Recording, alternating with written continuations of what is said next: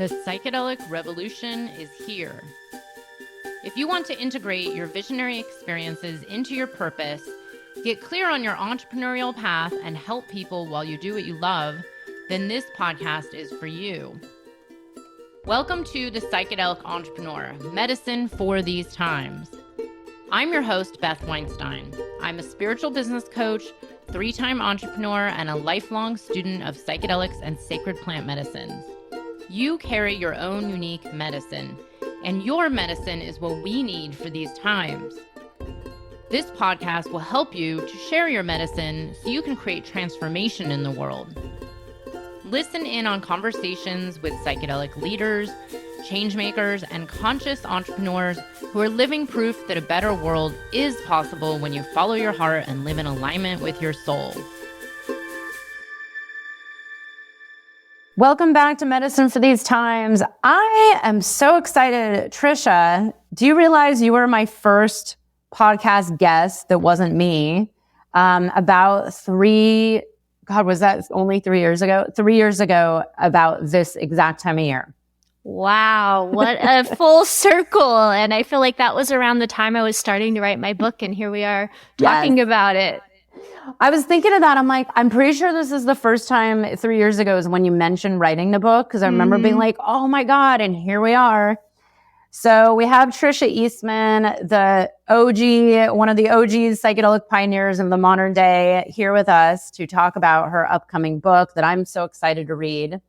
I'll tell you a little bit about Tricia. So Tricia Eastman is a lineage honoring medicine woman and founder of the nonprofit Ancestral Heart, bridging worlds rooted in her mestiza ancestry with profound insights from a decade of Bwiti initiations and training.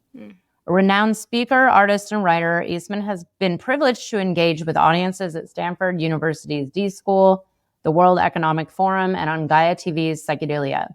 Tricia has curated transformative retreats worldwide with plant medicines, as well as facilitated the psychospiritual program with ibogaine and 5-MeO-DMT at Crossroads Treatment Center in Mexico. Her wellness retreat center, Hu Azores, is scheduled to open in 2025, and she also has a new book coming out. You will see the links right here in the show notes, and we're going to talk about it right now.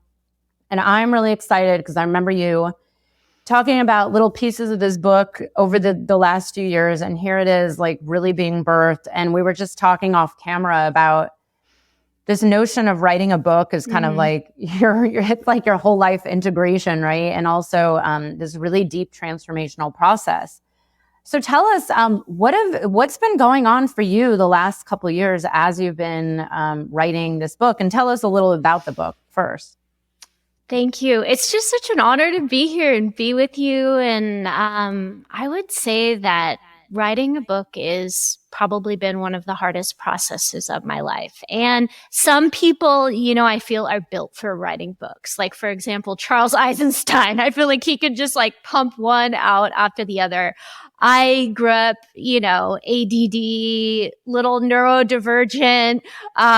It's hard for me to really sit down and do something. And a book truly has so many different layers of, it's the transmission of the book. It's the heart of the book.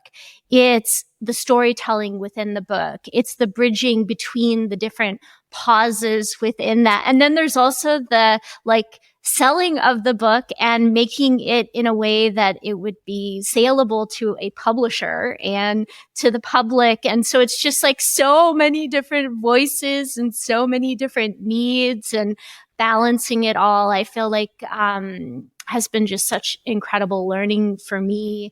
And I feel that in this journey, it's funny because you finish one and you're just getting to the finish line, and you're just and the finish line keeps getting put out.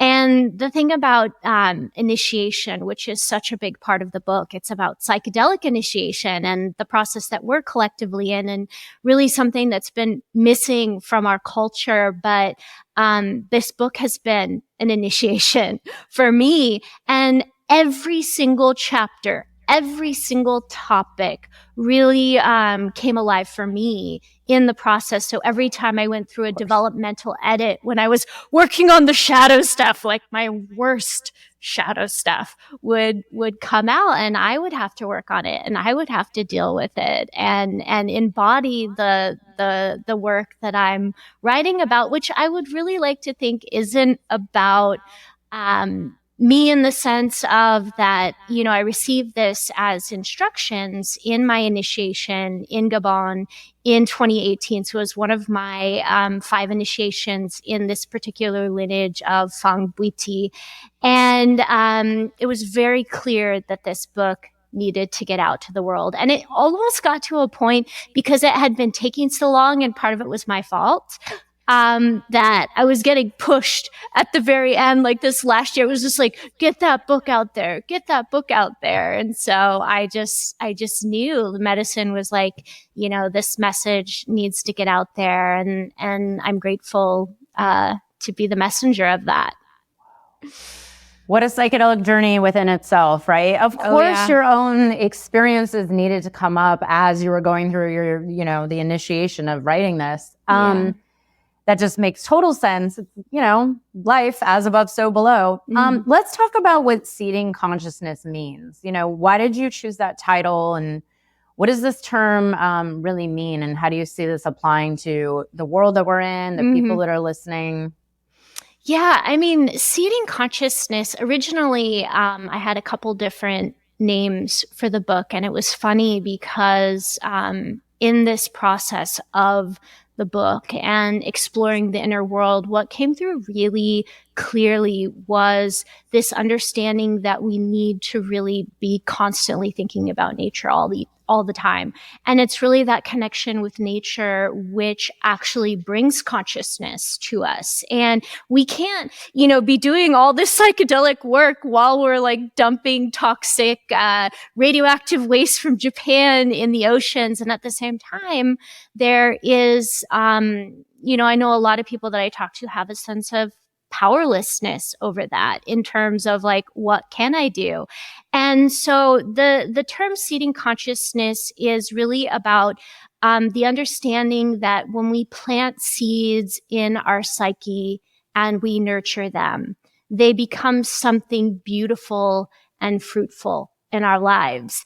And the gift is that, when you plant the seeds, which is what psychedelics do, you sit with a medicine like ayahuasca and you do some deep work. Maybe it's more than one sitting with that medicine, or you do some psychotherapy with psilocybin or MDMA. No matter what you're doing, you're planting these seeds. These medicines are amplifiers of our psyche.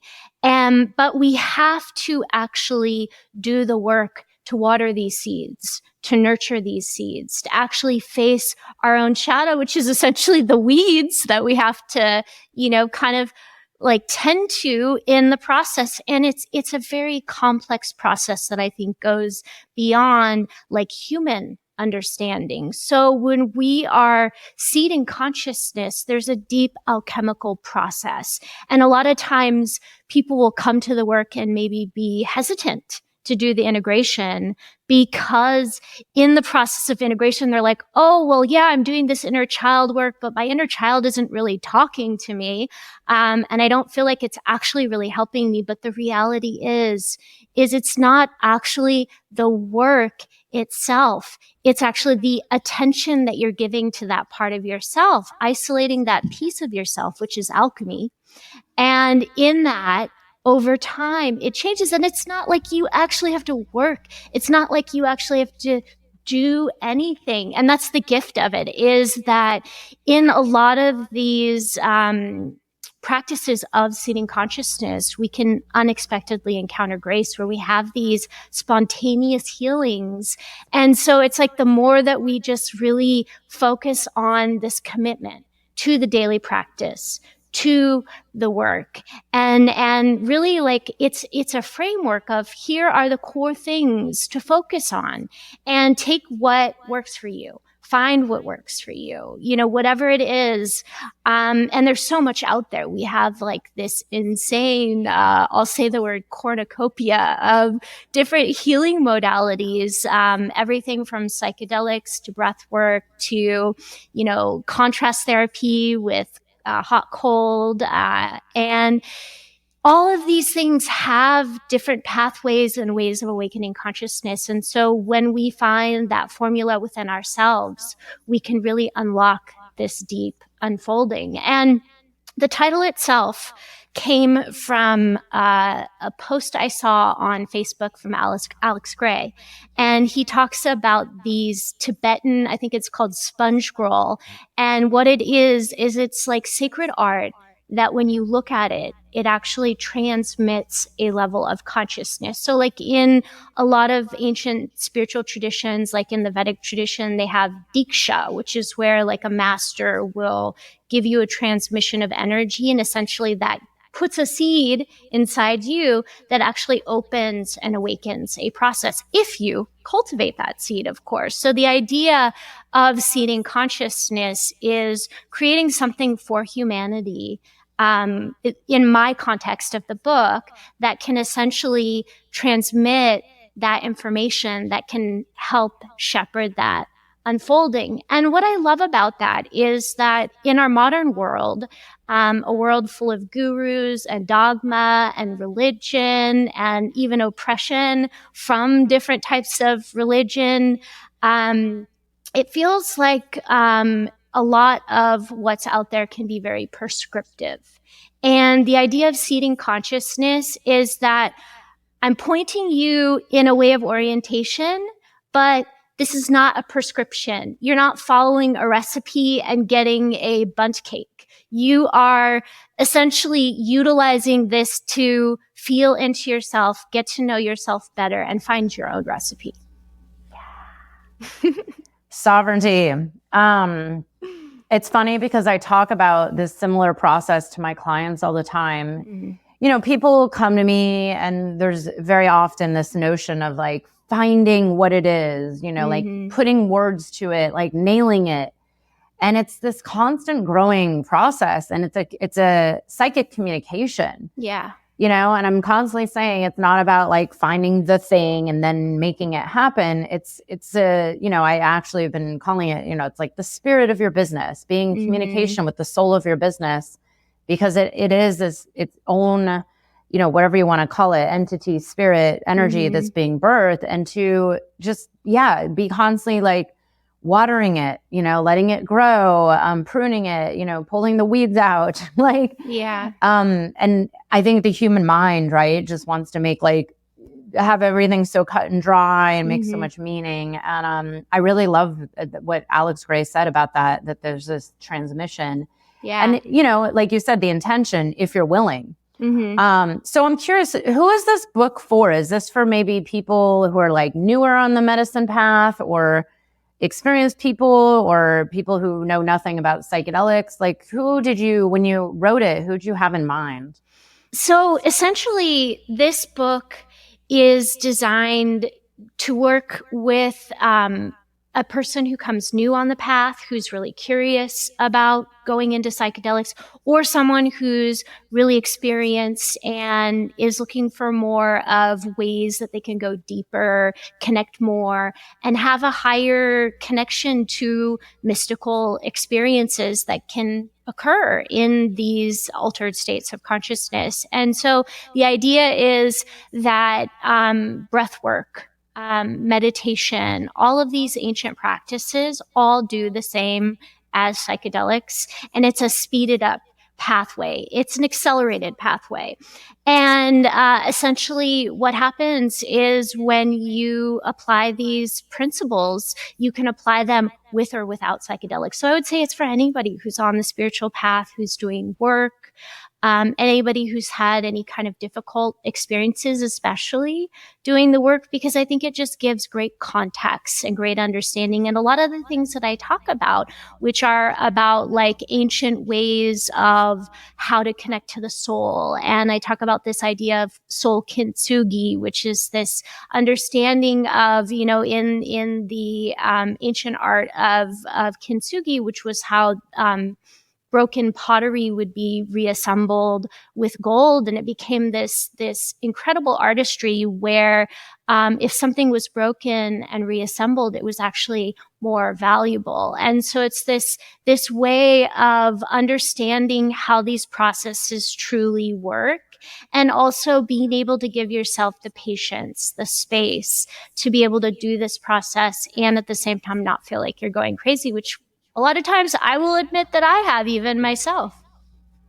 Oh my God, I love it. And, I really love that you brought up this idea of soul kintsugi, and also the word initiation.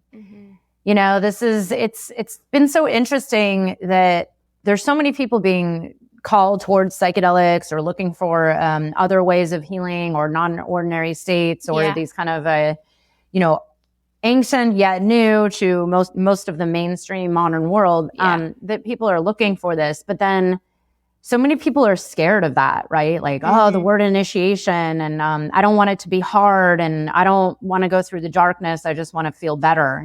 There's that kind of instant gratification of like, I'm depressed, I want to feel better. How does your book, go into this, and also into this idea of working with the soul, and how the soul is maybe, soul parts called back through these kind of these processes and the integration? Do you talk about that as well? Yeah, I talk about all of that. It's a big answer to the whole question, but I would say that this idea of initiation is something that's really missing from our society. And the reality is that collectively, we have so much ancestral trauma that has amassed over generations. And a lot of the fear that we experience, the fear of death, the fear of dying, is a false belief system.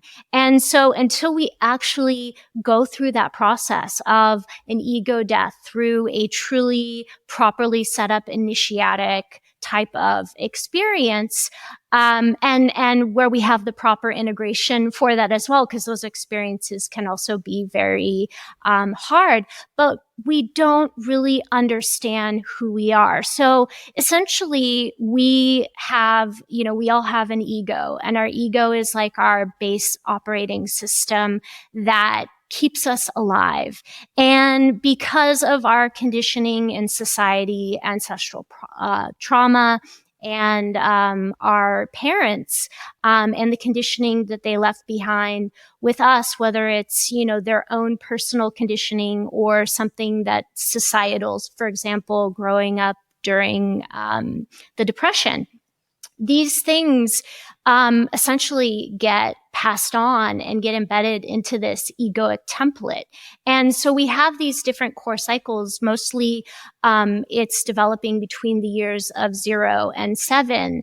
And if we don't actually go in and essentially use these mystical states and these altered states and this type of work to look at those pieces, we are running on the factory settings of our ego, which are not the most comfortable settings. So absolutely, no one needs to necessarily be initiated, but the amount of power, the amount of blessings, the amount of creativity, the amount of opportunity for freedom within your mind, inner peace, it just, you just aren't going to have that kind of access unless you're going in and using these tools. And you don't necessarily have to have a big experience. Like, for example, Daniel Pinchbeck has a book about his iboga initiation called Breaking Open the Head. You don't necessarily need to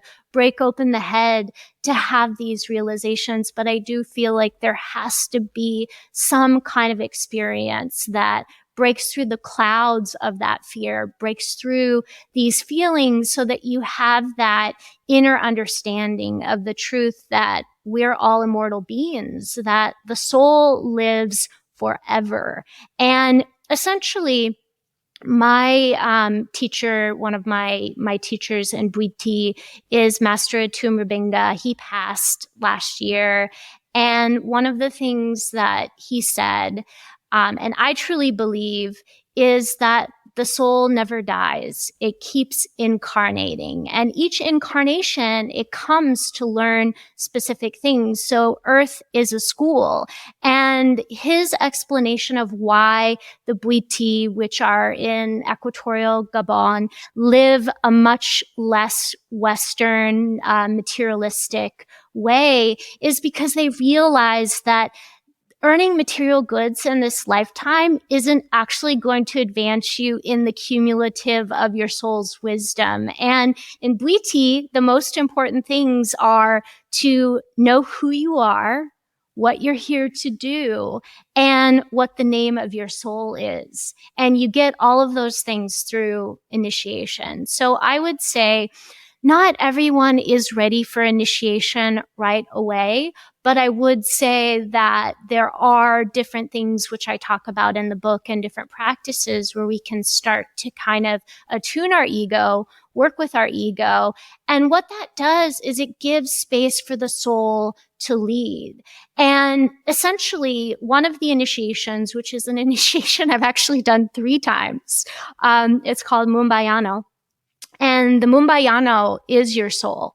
And essentially, the whole mission of this initiation is to meet your soul and to get your soul's name and to receive information on your soul. And what's interesting that I've learned, and this is something I talk about in another chapter in the book, is that all the archetypes, whether we look at them from the place of astrology, whether we look at them from a more modernized system like human design or gene keys, or we look at it from a Jungian or Joseph Campbell, kind of framework, these are essentially the architecture of our ego and soul frameworks. And so a lot of times in these journeys, I meet parts of myself that are very archetypal. And so there is this deep,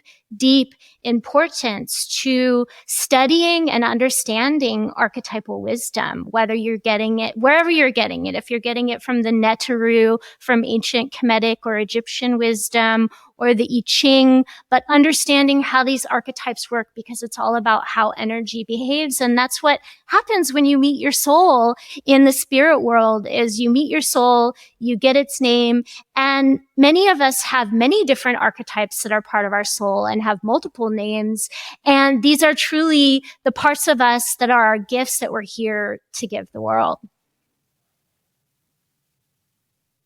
This is so beautiful, because I was going to ask you about how the work with Iboga and the Iboga initiation fits into your book versus, let's say, I don't know, MDMA or, a small dose of psilocybin. I'm curious about that, and also about this idea of getting your soul's name. I will say on a personal level, about a year ago, I had this full initiation process that involved no medicines, by the way. It was just life. And through it, I was really taken to one of the deepest, darkest places I've been in a long, long, long, long, long time. Mm-hmm. And through the process, there was a moment that I was told about my name that I was like, this is not my name. And then I have a different name. And it told me it will come when your mother dies. And I'm like, okay, that's interesting. I've never thought about, but why is the name important? And I'm curious how this is more of a Bwiti tradition. I'm assuming because I've never heard about that, but what does that mean? The name? It gives you your power. I love that. Yeah, it gives you your superpower. Yeah, the more that you understand who you are, the more power you have. And even in ancient Egypt, in the stories of the Neteru, if you knew the secret name of that particular Neteru, they would essentially serve you and give you their superpowers, essentially. So there is something really historical and profound about this understanding of our soul. And on the other side of the coin, I'll say that your name here in this incarnation has a meaning and a purpose. And I think the meaning of your name in this incarnation is also really important. Your last name, your first name, your middle name, because that actually has clues as to who you are in this lifetime. What's interesting is when you get your name, you only use it in ceremony. So you're not actually supposed to use it, and it's not like you go out and legally change your name. When you get your name, it's something that's sacred and special to you. So you would only share it with people who are like people you would share it with. And that could, on one sense, be, you know, if you're someone that's a little bit more public and are doing work with people, then you might share it with them. But it's not something that you necessarily like, you know, change your name legally and tell everybody, hey, I have this new name. It's really more something that's sacred for you, that gives you that superpower. I'm fascinated by this because that's kind of the sense that I got when I was being told this about the name. I was like, well, I don't know if I want to actually change my name, because I've always laughed at people that do that. But hey, who knows? But yeah, it's like this kind of archetypal power, right? Like really knowing your soul and what it's here to do in this incarnation. You know, it's interesting that you bring a lot of this up. This has come up so much. Especially the last few years, as I believe, and I think, I'm assuming everyone's kind of in agreement at this point that we're in this larger collective initiation on planet Earth. And if, you know, maybe if people don't see it, they probably will eventually. And we can kind of feel it in our bones. I think even people who don't quite understand what might be happening feel like something is changing. I mean, we all went through this pandemic initiation together, and, you know, who knows what's next. Now there's, you know, a war or multiple wars. How does this help us navigate this life, you know, as a human during this kind of what I constantly am like, why did I ask to be born during the Kali Yuga? You know, like, how will it help people during these times that we're in, you know, navigate just living a good life? I think that, you know, one of the most important things is that we have to have good boundaries, because, you know, there's, you know, this is probably the first, I mean, we have like over 8 billion people living on this planet. That's a lot of people. We can't necessarily do everything for everyone, but each of us has specific gifts. And in knowing our gifts, we know who we're here to serve. And also, you know, when we're in these deep processes of healing, it's not necessarily the time that we're going out and like healing other people or supporting, I shouldn't say healing, but you know what I mean? Being out serving other people, because, you know, everything is so cyclical in this work. And so I would say like the best way to live a good life is to continually purify yourself.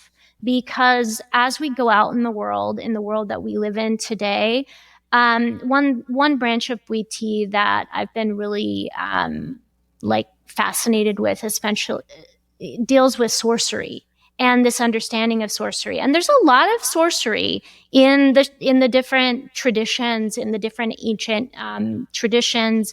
And what it was when people got out of balance, because there's such great power.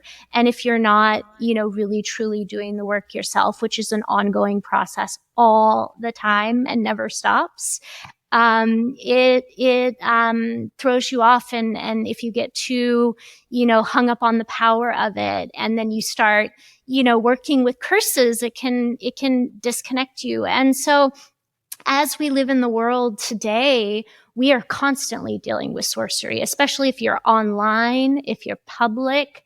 There are curses being sent at you, and it's not anything like conscious, it's all unconscious. And so I think the most important thing to understand is how we clear ourselves on a daily basis, how we have that awareness of those times when we're off, like what these things actually are. And, you know, it's not that we're victims of everything that's happening in the world. It's like the more consciousness we bring to everything, the more protected we are. It's like, you know, it's like if you're walking down the street and you're not paying attention and you trip and you fall, you know, you opened yourself up to that because you weren't paying attention. And so the more conscious we are in our life, the less whacked we get by all these energies that are out there and can potentially reach us if we're in an unconscious state. And that really comes from, really cultivating a state of presence. And then also, I think it's like this constant purification process. And in all initiations, in almost every tradition I've studied, usually there are a series of rituals that purify you before you even work with a sacrament like iboga or ayahuasca, or, depending on what tradition it is, of course. And when you do these, it's usually bathing rituals. It can be different kinds of spiritual practices. It can be in the Mexica tradition, which is my ancestry, from my mother's side of the family, the Temezcal, which is also known as the sweat lodge in North American indigenous cultures. And so these are all different ways that we essentially purify the toxins out of our body. And I believe, just from like a spiritual, mystical way of moving in the world, that, we live in a toxic world. And everything starts in the mind. It's toxic thinking, but it's also the food that we eat, the water that we drink, the air that we breathe, being in a city, being around a lot of Wi-Fi or different kinds of electromagnetic frequencies. And so the only way to really truly keep yourself pure, and think of keeping yourself pure, not from the sense of purity, but from the sense of like, how do I keep that connection open between my soul? How do I keep that plug unseverable to where I can constantly be in dialogue and be getting the instructions from my higher self to be able to move throughout the world and maintain that synchronicity and flow in life? And that's really through those two things, is that purification and discernment, which is really, using a lot of the tools in the book. Whoa. I love this. This is, it's so relevant because I was telling Tricia off camera, I'm like, I can feel, I think because I've been through this a gazillion times now, but, the even like these little initiations that are constant, right? It's like, I see everything. It's like, oh, okay, there's a process happening here. Something's clearing away to make room.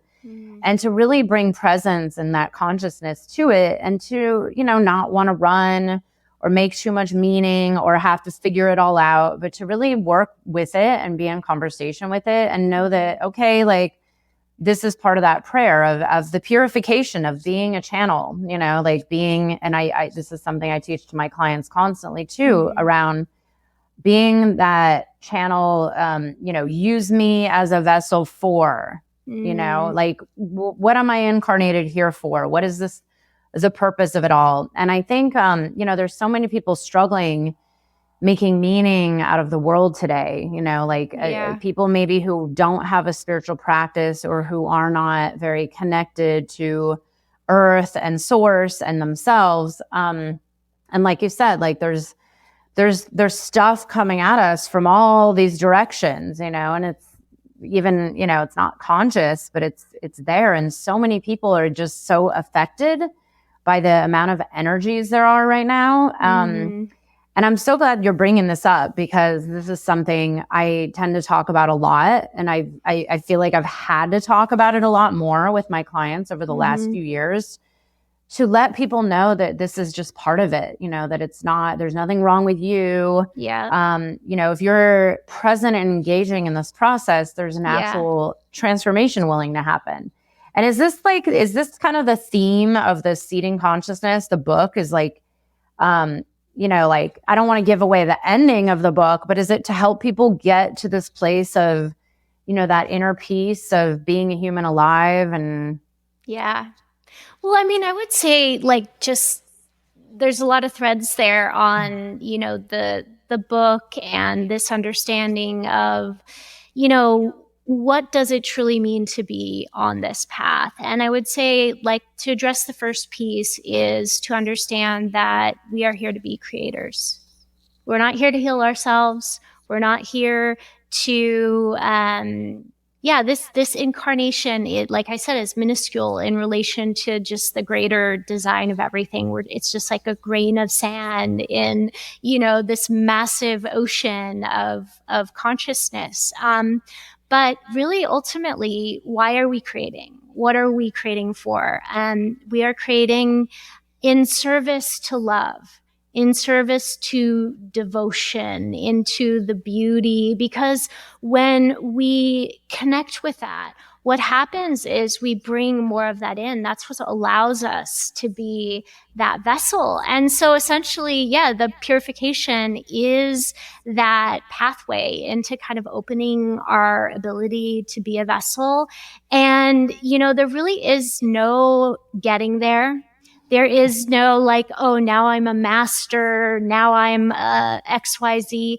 It's like constantly a process of practicing. And there may be milestones that you reach, but those really are not milestones that would even be like confirmed or celebrated in the modern world. They would be celebrated within yourself. And just because you reach those things doesn't mean you end suffering.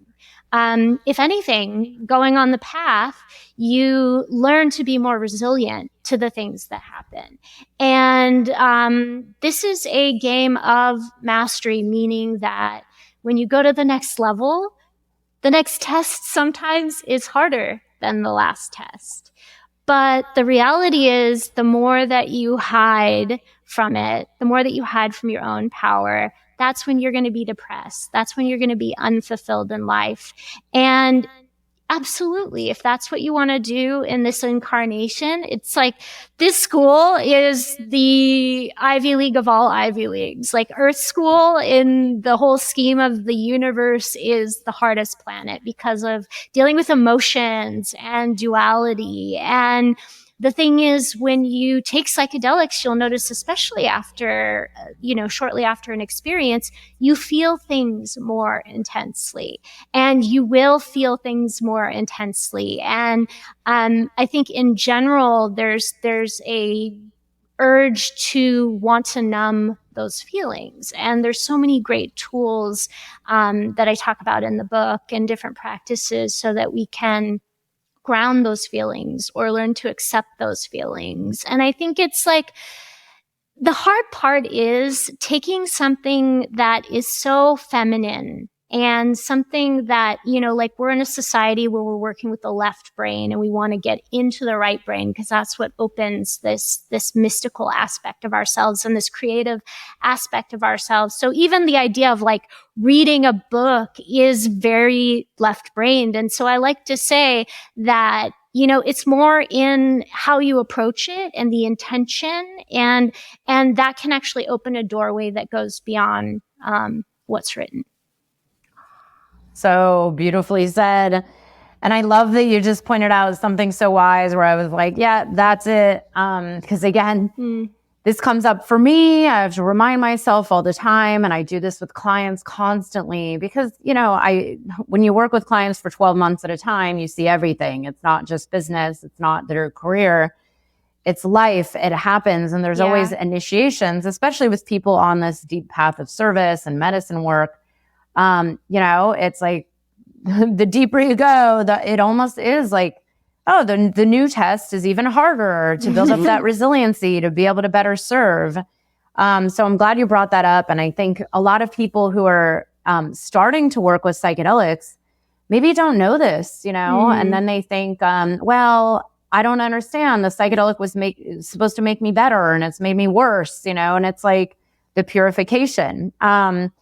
And I'm glad you bring this up because I think it's something that if I could tell the whole world one thing, it's like, if everybody on this planet could understand that, maybe we could actually get through this time, and on a positive note, which I still think we can. We will see. But actually, I'm curious to know what I had asked about earlier, where, a lot of your work, I know a lot of your work has been with a variety of medicines over the years, but, you've done these deep initiations with the Bwiti and worked with these indigenous peoples from all over the world. And then, this book maybe is going to be sold to the soccer mom who's just starting to microdose. Yeah. How does like that work on I mean, iboga is like no joke, right? Yeah. How does that apply to someone who's maybe taking a gram of mushrooms or working with MDMA or just going to ketamine therapy? Is this like as above, so below? It's kind of all the same. Well, it's interesting because one thing that I see with the work of initiation and Bwiti is kind of what's missing from, other things that I've seen in the space. And it's just really core, simple things like this understanding of how to connect to your soul, this understanding of how to work with the ego, how to talk to these different parts of yourself, the inner critic, and how to work with that part of yourself and have that dialogue and that conversation. And I feel like anything that you do is going to open a crack in that doorway to give you that opportunity. Iboga just is by far one of the most intense experiences you can possibly go through. And you absolutely do not want to do it if you're not ready, but it will change you and you will be a different person. You will not be the same person that you were. And it can take time. Most of the work that I've done, I've seen it happen over like a year after doing the work. And I may not have even had that profound of a psychedelic experience. I would say challenging because it is physically challenging on the body, working with it. But for example, working with the ancestors, if you were a soccer mom and you started microdosing and, I would really go into this understanding of the intention of why you're microdosing. And in starting this microdose, how are you microdosing? And it's really simple to set an intention. But what about the idea of bringing in ritual, lighting a candle? And in Bwiti, whenever you introduce yourself to the spirit world, you always, and this goes for other traditions that I've experienced as well, you say your full name, your mother's full name using her maiden name, and your father's full name. And then you can invite in any other ancestors that like maybe it's your aunt, like some aunt that's passed away. And when we call in the ancestors, like literally my understanding is that your past 7 generations of ancestors are essentially standing behind you. And their job is to make sure that you do what you're here to do, which a lot of times is healing things that go back into that ancestral lineage. And so they're there to help you and support you, and they're there all the time. And I think the biggest thing that I've noticed for myself in going down this path is I always felt unsupported. And I realized that the spirit world actually has whole entire team of support that's there all the time. It's like the Verizon commercial, with all the people who are the network. It's like it's always there behind you. And then when you connect with it and you ask for support and you ask questions and you ask help, it comes through. It may not come through in the way that you intended. So this woman who is, maybe living in a world with other people where maybe she feels less connected, this might actually open her up in a way to connect to her lineage, to receive support and essentially kind of support her journey. And also like, one thing about living in a world that has a lot of good and bad and some evil, like true evil in the world, including the sorcery, is that we need protection. And our ancestors can protect us if we ask. And so, being able to use this understanding of connecting to the spirit world to ask for protection and support, I think is really essential. Mm. So good. And it's so beautiful. I love it because I bring this into my work, or, well, not just my work, my everyday life. Mm-hmm. It's a daily practice, and it has been a life-changing practice to just know that, on a spirit level, we are never alone. Yeah. That there are support guides or whatever you might want to believe in. And I actually do teach this to my client. Well, most of my clients actually know about this, but I'm constantly reminding them, especially when things get really challenging and really tough, or you feel like everything's crumbling, or, like maybe you're down at the rock bottom point, it's ask for help. There's always help available. And I think so much of our society is disconnected from this. And, my prayer is books like yours will awaken something for people to maybe start developing their own rituals or get curious and learn more. And all you have to do is open a conversation. It's very easy. I always say there's no one right way.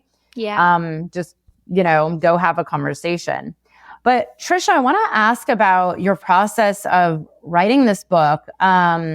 Because I think you had said, and I think you said it here on this podcast and then maybe other interviews as well, that this did come through the work with Iboga. And I have been told for years, because I have not worked with Iboga fully yet one of these days, that Iboga will just tell you what to do. Were you given that, like this told, like, what was it like? Was there a vision that's like, write this book, it's going to be about this, here's how you're going to do it? Like, I'm curious. Yeah, it's interesting with Iboga because, you go through this phase of deep purging and, feeling uncomfortable and disoriented. And then you kind of cross into this very, it's like this distinctive crossing through where you're in the spirit world. And it doesn't always happen, especially on the first time working with it, because if you need physical healing, it's going to work on that. Like, let's say you have Lyme disease or some kind of chronic health condition, it might be more focused on the body. But when you do get to that point where, it's essentially giving you information or you're asking questions, it will tell you things very specific. So it will tell you, like it told me, exactly what I was to write about. It was like, here's the chapters, here's how they lay out, and here's what you're going to write about in each of these chapters. And I literally was just like taking notes and, because I was in this particular initiation, in this lineage, you go into a chamber for 7 days completely alone. And so as I was coming back and receiving this transmission, I was just like writing everything down. And it was really interesting because I kind of was thinking, oh, well, I'm supposed to write this book. It's coming through so clearly. It's going to be just like that when I'm writing. But then I had all these other things that were like getting in the way, distractions and emotions. And it was not easy. Wow. I am fascinated by this. So would you say now that the book is going to be out and it is complete, like, is it, the spirits that told you this, like, are they happy? Does it coincide? Is it close enough? I'm curious to the original plan. Yeah, there was a lot of changes that had to happen. And I mean, it was funny. I think I was saying to you before we hopped on that I was getting this really big push. It was like this in 2018, end of 2018, I got my homework. I started working on it in 2019. COVID came.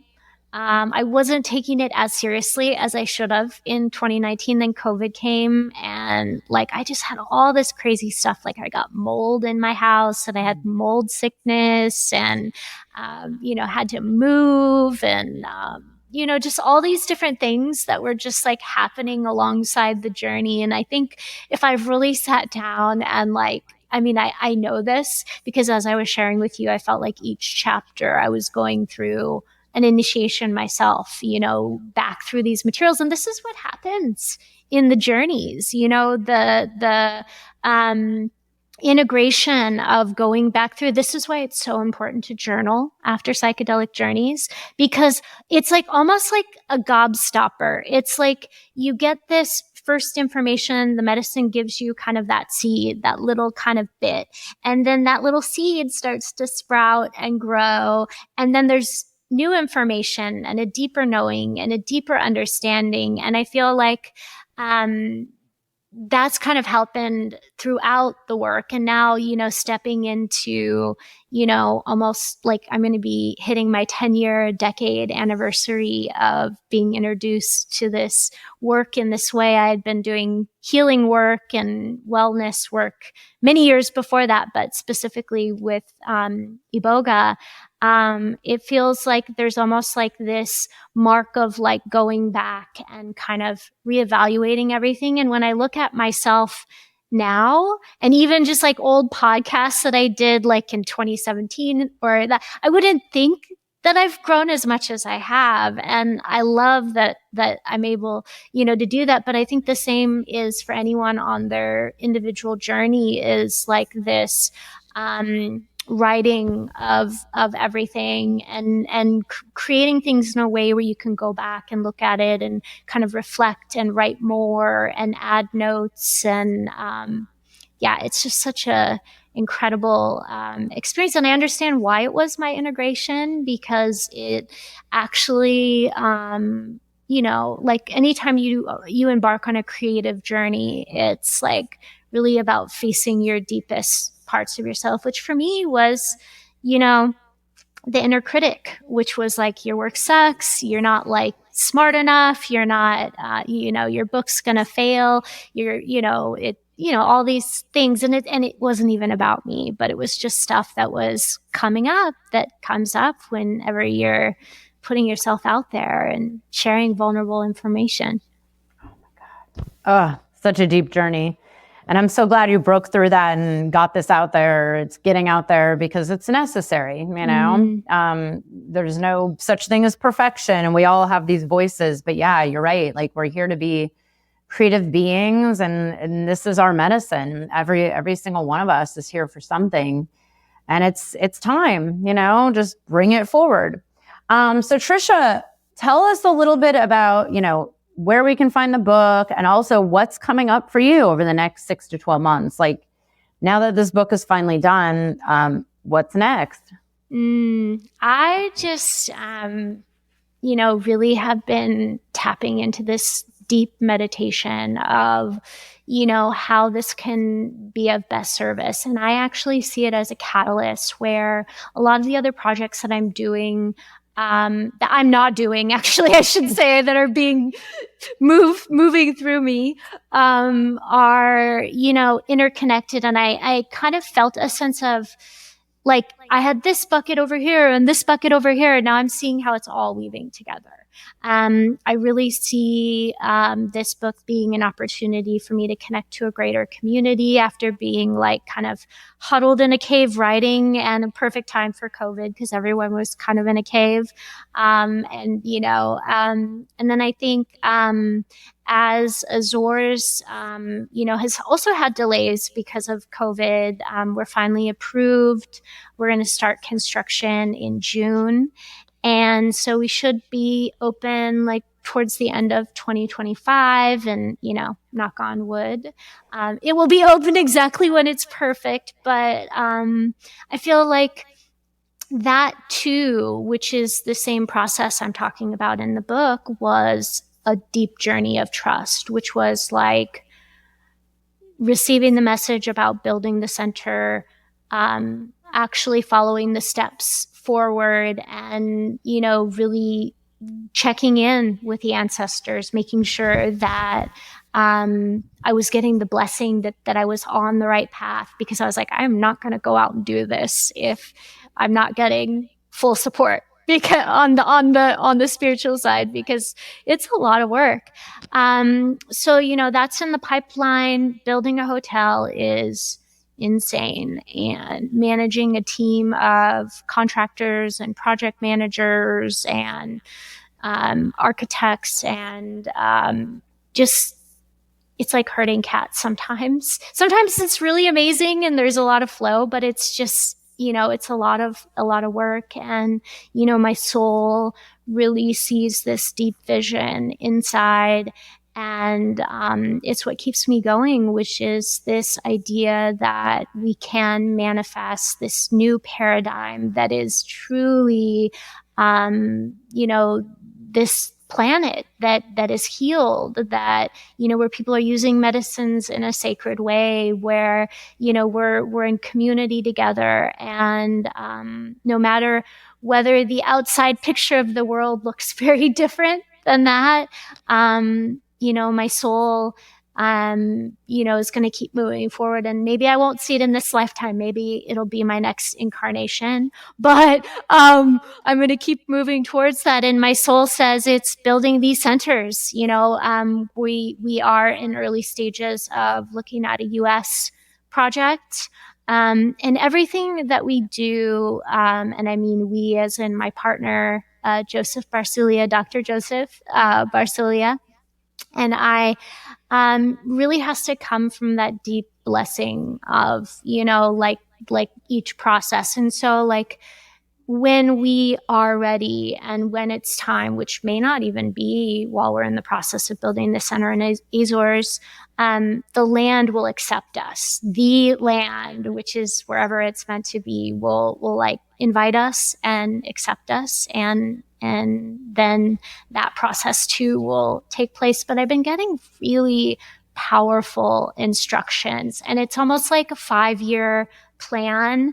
And I can't wait to share more, because it's like really, really exciting stuff. And there's also a baby in there. And I'm going to be 44 this year. I'm a little late in the game, but luckily I know a lot of women in Bwiti who have had children later. I think it actually is incredible for the endocrine system. And I've been working with some doctors, and I have this woman that I work with who's like a nurse, and she's also, she does a practice which actually was done in a lot of ancient traditions, which is working with the soul of the baby. And so I've been working really closely with the soul of our future child, and I'm really excited whenever that is. But it'll probably be towards the end of the year after the book tour, because I don't want to be like going through all that hormonal stuff. And I mean, I'm not in control. It's everything is, when it's meant to be. So we'll see what happens. Oh my God, Tricia, this is so exciting. Oh, and I forgot to say where to get it. Amazon, or I love bookshop.org. I know, same here. Because I send my clients books from there, and I have my link for your book. I'll put it in the show notes. But yeah, I always encourage people to try to support your local booksellers, which bookshop.org does. And it's probably better for Tricia in the end, or the publisher as well, versus the big, gigantic conglomerate that takes a cut of everything in a large way. Yeah. I mean, everything we do is impacting the future of humanity. And it's like, what society do we want to live in? Do we live in a city of a world of smart cities and, like this kind of, Aquarian electronic age? Or do we want to live where humans and nature are in symbiosis, living together in symbiosis? And, I really think that commerce is a sacred thing. And I grew up behind a library. Books are a sacred thing. We need to have books for the future of humanity, especially in a technological age. They're so sacred and so beautiful, and I cherish every book that I own. I mean, each one of them is special to me. And so, I just think supporting local bookstores is where it's at. Local books and real humans writing books from their heart, not AIs spewing things out that don't have any soul in it. Mm-hmm. Well, we'll have the links right here. I'm so excited to get this. I can't wait. Already, I'm like totally activated from this interview. Oh, Tricia, I always love connecting with you. Thank you so much for your time. And thank you for writing this book and sharing all these years of your sacred work with the world, and also with your nonprofit and all the beautiful tribes and indigenous peoples that you support. Thank you so much. Thank you. I hope you enjoyed the episode. If you're feeling inspired, I'd appreciate it if you showed your love with a review. And check out my YouTube channel where you can find the video version of this podcast. You can also head to bethaweinstein.com to learn more about me and grab my free business growth trainings. Remember, you carry your own unique medicine, and your medicine is what we need for these times.